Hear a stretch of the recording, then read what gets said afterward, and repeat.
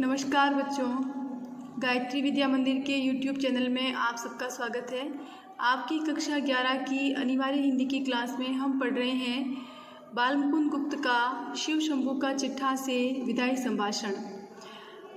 प्रसंग है भारत के वायसराय लॉर्ड कर्जन के इस्तीफा देकर पद त्याग के पश्चात पुनः अपने वतन लौटने का प्रसंग है और ऐसे समय में उनके द्वारा हमारे देश के लिए जो कार्य किए गए, कितना नुकसान हमारा हुआ, कितना शोषण इन्होंने हमारा किया, हम पर कितने अत्याचार किए, उन सब का बड़ा व्यंग्यात्मक तरीके से लेखक वर्णन करते हैं।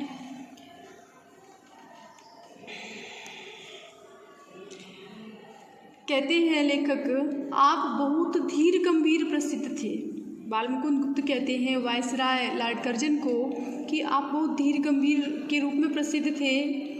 उस सारी धीरता गंभीरता का आपने इस बार काउंसिल में बेकानूनी कानून पास करते और कन्वोकेशन वक्तृता देते समय, कन्वोकेशन का मतलब होता है दीक्षांत समारोह, यानी कि जब इनकी नियुक्ति हो रही थी वायसराय के रूप में, ऐसे समय में आपने जो वक्तव्य दिया, आपने जो भाषण दिया, उस समय आपने अपनी धीरता और गंभीरता का दिवाला निकाल दिया, यानी कि उसे मिटा दिया, उसका प्रभाव खत्म कर दिया। यह दिवाला तो इस देश में हुआ, उधर विलायत में आपकी बार बार इस्तीफा देने की धमकी ने प्रकाश कर दिया कि जड़ हिल गई है, यानी कि ये तो हमारे देश में आपकी धीरता गंभीरता का दिवाला निकला है, किंतु आपके अपने देश में भी आपने बार बार इस्तीफा दे करके ये साबित कर दिया कि यहाँ इस देश में आपकी जड़ें हिल गई है, यानी कि आपका प्रभाव खत्म होने वाला है।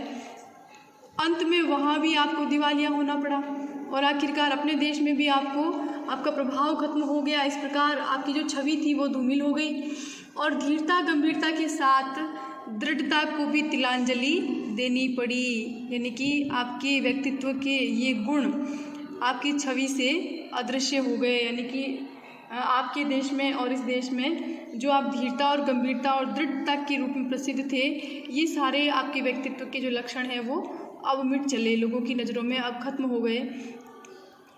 इस देश के हाकिम आपकी ताल पर नाचते थे। कहने का आशय ये है कि बड़े बड़े लोग आपके इशारों पर चलते थे। राजा महाराजा डोरी हिलाने से सामने हाथ बांधे हाजिर होते थे, यानी कि कठपुतली थे आपके हाथों की, मानो यहाँ के राजा महाराजा। आपके एक इशारे में प्रलय होती थी, यानी कि आपने इशारा कर दिया तो चारों ओर तूफान मच जाता था। कितने ही राजों को मट्टी के खिलौने की भांति आपने तोड़ फोड़ डाला, यानी कि आपका ये प्रभाव था यहाँ कि आपने बहुत सारे राजा महाराजाओं को खिलौनों की भांति नष्ट कर दिया। कितने ही मट्टी काट के खिलौने आपकी कृपा के जादू से बड़े बड़े पदाधिकारी बन गए, यानी कि आपने चाहा तो बड़े बड़े राजाओं को भी खत्म कर दिया और आपने चाहा तो तुच्छ से तुच्छ लोगों को भी ऊंचे पदों पर आसीन करवा दिया। तो आपके इस इशारे में इस देश की शिक्षा पायमाल हो गई। पायमाल का अर्थ होता है दुर्दशाग्रस्त या नष्ट होना। तो क्या कहते हैं लेखक, कितना व्यंग्य किया है लेखक ने। देखें कि आपका तो क्या कहना, आपके इस एक इशारे में इस देश की शिक्षा पायमाल हो गई, यानी दुर्दशाग्रस्त हो गई, नष्ट हो गई, हमारी स्वाधीनता उड़ गई। आप इतने बड़े थे, आपका व्यक्तित्व इतना प्रभावशाली था कि आपके कारण हमारे देश की स्वाधीनता उड़ गई। बंग देश के सिर पर आरह रखा गया। आरह यानी कि आरा जो होता है एक प्रकार का औजार होता है, काटने का, लकड़ी काटने का होता है। तो बंग देश के सिर पर आरा रखा गया, यानी कि बंगाल विभाजन की नींव भी आप ही ने रखी। इतने बड़े माय लॉर्ड का यह दर्जा हुआ कि फौजी अफसर उनके इच्छित पद पर नियत न हो सका, यानी कि इतने बड़े माय लॉर्ड, यानी कि जो इतनी करतूतें कर सकते हैं, इतने बड़े बड़े कांड कर सकते हैं, उनके कहने से एक मामूली सा फौजी अफसर भी इच्छित पद पर नियत नहीं हो सका। तो उनको उसी गुस्से के मारे इस्तीफा दाखिल करना पड़ा और वह मंजूर भी हो गया। दुर्भाग्य की बात ये रही कि एक छोटी सी बात इनकी नहीं मानी गई और अपमान महसूस करते हुए इन्होंने क्या किया, इस्तीफा दाखिल कर दिया, इस्तीफा देना पड़ा और उनका इस्तीफा मंजूर भी हो गया। तो उनका रखाया एक आदमी नौकर न रखा, उल्टा उन्हीं को निकल जाने का हुक्म मिला, यानी कि उनका रखा हुआ एक आदमी नौकर तक नहीं रखा गया, उल्टा उन्हीं को निकल जाने का हुक्म मिला। यानी कि कहने का आशय ये है कि ये सब इस बात का प्रमाण है कि आपका प्रभाव यहाँ और वहाँ दोनों जगह मिट गया, खत्म हो गया है। जिस प्रकार आपका बहुत ऊंचे चढ़कर गिरना यहाँ के निवासियों को दुखित कर रहा है, यानी कि आप हमारी नज़रों में एक समय था जब बहुत ऊंचे थे, सम्मान था आपका बड़ा, और अब सबकी नज़रों से आप गिर गए हैं अपने कार्यों की वजह से, अपने कर्मों की वजह से। तो गिरकर पड़ा रहना उससे भी अधिक दुखित करता है। गिरकर पड़े रहो, ये तो और भी अधिक दुखित करने वाली बात है। आपका पद छूट गया तथापि आपका पीछा नहीं छूटा है, यानी कि आपका पद तो छूट गया, वायसराय तो अब आप रहे नहीं, किंतु फिर भी अभी तक आप इस देश में बैठे हैं। कहने का आशय ये है कि चाहते हैं कि श्रीमान जल्द यहाँ से पधारें। एक अदना क्लर्क जिसे नौकरी छोड़ने के लिए 1 महीने का नोटिस मिल गया हो, नोटिस की अवधि को बड़ी घृणा से काटता है। आपको इस समय अपने पद पर रहना कहाँ तक पसंद है, ये आप ही जानते होंगे। यानी कि इस्तीफा मंजूर हो गया है, फिर भी आप इस देश में बैठे हैं, तो इसका मतलब ये है कि ये स्थिति जो है आपकी, ये हमें और भी अधिक दुखी कर रही है। उदाहरण भी लेखक देते हैं कि एक मामूली सा क्लर्क है जिसे नौकरी छोड़ने का नोटिस मिल गया है, 1 महीने का नोटिस मिल गया है, लेकिन नोटिस की मतलब 1 महीने के भीतर उसे नौकरी छोड़नी है, तो 1 महीना वो काटेगा, लेकिन इस बहुत घृणा के साथ काटेगा उस नौकरी का 1 महीना वह, क्योंकि उसे नोटिस मिल गया है उस नौकरी को छोड़ देने का। लेकिन आपका इस्तीफा मंजूर हो गया है, फिर भी आप पद पर बने रहना चाहते हैं। तो ये दशा जो है, इस अपनी दशा पर आपको कैसी घृणा आती है, इस बात के जान लेने का इन देशवासियों को अवसर नहीं मिला। पर पतन के पीछे इतनी उलझन में पड़ते उन्होंने किसी को नहीं देखा। यानी कि आपका जो पतन हो रहा है, इस पतन के पीछे आप कितनी उलझनों में उलझ गए हैं, ऐसे उलझनों में उलझते हुए हम लोगों ने किसी को भी नहीं देखा। माय लॉर्ड, एक बार अपने कर्मों की ओर ध्यान दीजिए। देखिए कितनी व्यंग्यात्मक शैली है लेखक की। कहते हैं कि एक बार आप अपने कर्मों की ओर ध्यान दीजिए कि आपने क्या क्या कार्य, महान कार्य इस देश में रहते हुए किए हैं। आप किस काम को आए थे और क्या कर चले। आप यहाँ किस काम का उद्देश्य लेकर आए थे और क्या करके जा रहे हैं, कम से कम एक बार सोचिए तो सही। आप अपने कर्मों का लेखा जोखा तो लीजिए। शासक प्रजा के प्रति कुछ तो कर्तव्य होता है, एक शासक का अपनी प्रजा के प्रति कुछ तो कर्तव्य होता है, जिम्मेदारी होती है। ये बात आप निश्चित मानते होंगे, ये बात तो आप निश्चित तौर पे आप मानते होंगे इस बात को कि एक शासक का अपनी प्रजा के प्रति कोई कर्तव्य, कोई जिम्मेदारी अवश्य होती है। सो कृपा करके बतलाइए क्या कर्तव्य आप इस देश की प्रजा के साथ पालन कर चले, यानी कि आप अपना कौन सा कर्तव्य पूरा करके जा रहे हैं, थोड़ा बताएं। क्या आंख बंद करके मनमाने हुक्म चलाना और किसी की कुछ न सुनने का नाम ही शासन है। यानी कि जो वायसराय लॉर्ड कर्जन ने जो किया, जैसा उनका आचरण रहा, जैसा उनका शासन रहा, बिल्कुल उसी का कच्चा चिट्ठा खोलते हुए क्या कहते हैं बालमुकुंद गुप्त कि आंख बंद करके मनमाना हुक्म चलाना, किसी की कुछ न सुनने का नाम ही तो शासन नहीं है। यानी कि आपने तो ऐसा ही शासन किया है, आंख बंद करके मनमाने हुक्म चलाए हैं, किसी की एक भी नहीं सुनी है। क्या प्रजा की बात पर कभी कान न देना और उसको दबाकर उसकी मर्जी के विरुद्ध जिद से सब काम किए चले जाना ही शासन कहलाता है।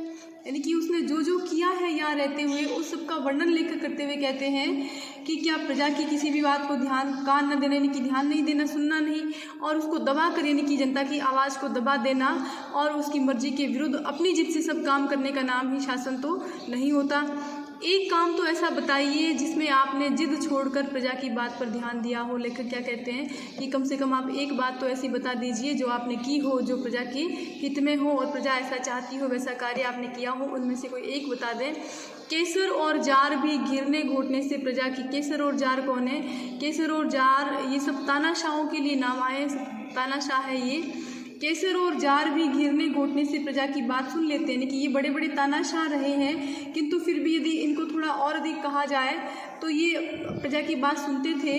पर आप एक मौका तो बताइए जिसमें किसी अनुरोध या प्रार्थना सुनने के लिए प्रजा के लोगों को आपने अपने निकट भटकने दिया हो और उनकी बात सुनी हो। क्या कहते हैं लेखक कि ये जो केसर और जार जो बड़े बड़े तानाशाह है, जो अपनी मन मर्जी का शासन चलाने वालों के रूप में प्रसिद्ध है, किंतु ये भी घिरने घोटने से, यानी कि बार बार जिक्र करने से, विनय करने से ये भी प्रजा की बात सुन लेते हैं, किंतु आपने ऐसा नहीं किया। न तो प्रजा को, लोगों को अपने पास आने दिया और न ही उनकी बात सुनी। ऐसा कोई मौका नहीं आया, मतलब ऐसा कोई मौका नहीं कि जब आपने प्रजा की बात सुनी हो।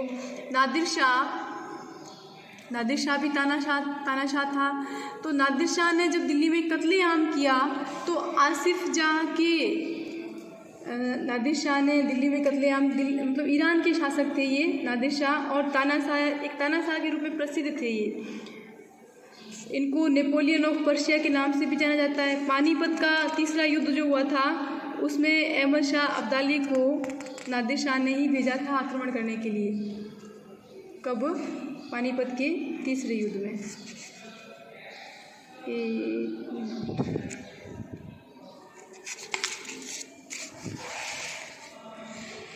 हाँ, फिर देखें, गले में डालकर प्रार्थना करने पर, तलवार गले में डालकर, किसके गले में डाली तलवार? आसिफ जाह, ठीक है। दिल्ली में कत्लेआम किया तो आसिफ जाह के गले में तलवार डालकर प्रार्थना करने पर उसने, यानी कि आसिफ जाह जो था उसने अपने गले में तलवार डाली और तलवार डालकर उसने कत्लेआम रोकने का विनय किया। तो नादिर शाह ने वहीं पर कत्लेआम रुकवा दिया। पर 8 करोड़ प्रजा के गिड़गिड़ाकर विच्छेद न करने की प्रार्थना पर, किसका विच्छेद? बंगाल का। यानी कि एक आदमी के कहने से उस तानाशाह ने कत्लेआम रुकवा दिया, किंतु यहाँ 8 करोड़ प्रजा ने गिड़गिड़ा करके बंगाल का विभाजन न करने की प्रार्थना की, किंतु आपने ध्यान नहीं दिया। इस समय आपकी शासन अवधि पूरी हो गई है, तथापि बंग विच्छेद किए बिना घर जाना आपको पसंद नहीं, यानी कि बंगाल विभाजन की सारी प्रक्रिया आप पूर्ण करके और फिर शायद जाना चाहते हैं। नादिर से भी बढ़कर आपकी जिद है, यानी कि नादिर शाह से बढ़कर आपकी जिद है। क्या समझते हैं कि आपकी जिद से प्रजा के जी में दुख नहीं होता? आपको क्या लगता है कि आप जो जिद करते हैं प्रजा दुखी नहीं होती है उससे? आप विचारिए तो, एक आदमी को आपके कहने पर पद न देने से आप नौकरी छोड़ जाते हैं। इस देश की प्रजा को यदि कहीं जाने की जगह होती तो क्या वह नाराज़ होकर इस देश को छोड़ न जाती? यानी कि आप जैसे शासकों से छोड़ करके, यानी कि आपका तो आपकी कितनी सी बात नहीं मानी गई, एक आदमी को आपकी इच्छानुसार पद पर नियुक्त नहीं किया गया तो आप तो इस्तीफ़ा दे करके इस देश को छोड़कर जा रहे हैं। तो इस देश की प्रजा कहाँ जाती? उसको अगर जाने की कहीं और जगह होती तो क्या वो चली नहीं जाती इसको छोड़ करके, अपने देश को छोड़ करके, भारत को छोड़ करके? क्यों? क्योंकि यहाँ पर लॉर्ड कर्जन जैसे वायसराय जो है वो अत्याचार कर रहे हैं, अन्याय कर रहे हैं, शोषण कर रहे हैं, देश के संसाधनों का उपयोग अपने स्वार्थ के हित में कर रहे हैं। तो इस प्रकार लेखक बालमुकुंद गुप्त ने यहाँ लॉर्ड कर्जन के समय की जो उसकी जो शोषणकारी नीतियाँ थी, उसका जो अत्याचार जो देश की प्रजा पर हो रहा था, किस प्रकार देश के संसाधनों का, देश की संपत्ति का दुरुपयोग वे करते थे, इन सब का कच्चा चिट्ठा मानो खोल करके रख दिया हो यहाँ विदाई संभाषण के माध्यम से। तो आज के लिए हम इतना ही पढ़ते हैं, इसके आगे हम पढ़ेंगे अगले वीडियो में। तब तक के लिए धन्यवाद।